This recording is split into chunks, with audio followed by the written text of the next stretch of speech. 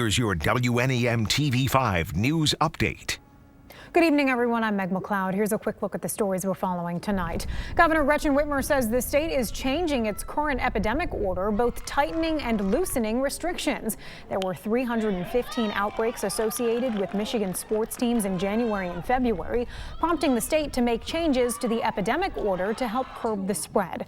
Among those changes, beginning April 2nd, young athletes 13 to 19 will undergo weekly COVID testing.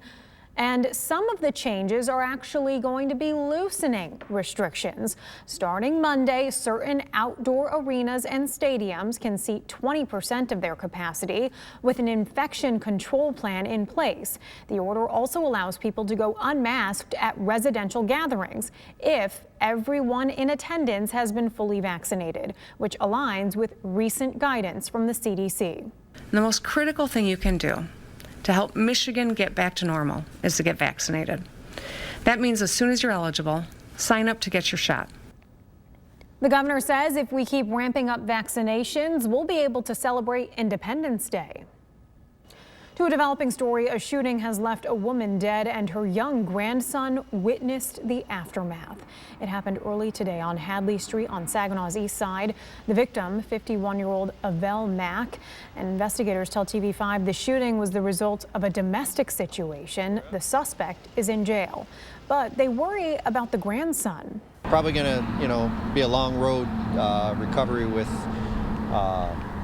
counseling and stuff like that, because it's a pretty traumatic experience for him. The suspect likely will be formally charged on Monday. And now here's Brian with a look at our forecast. Thanks very much, Megan. If we were to put ourselves in about as ideal of a weather setup as we could, well, that's exactly where we would find ourselves today.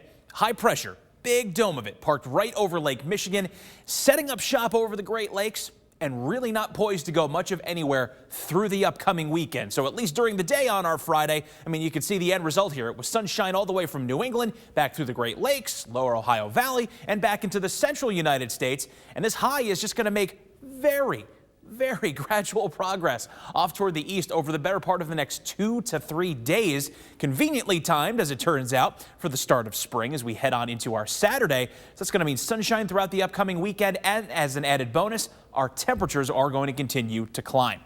So the hour-by-hour forecast. This is always fun. Heading from the 8 o'clock hour to midnight, not a cloud to be spoken for anywhere in the mid-Michigan skies. The only hints of cloud coverage we even see are on the other side of Lake Huron, so nothing to worry about here locally. Getting up for your morning cup of coffee or breakfast on Saturday. Looking at great conditions, a sunny start to the day.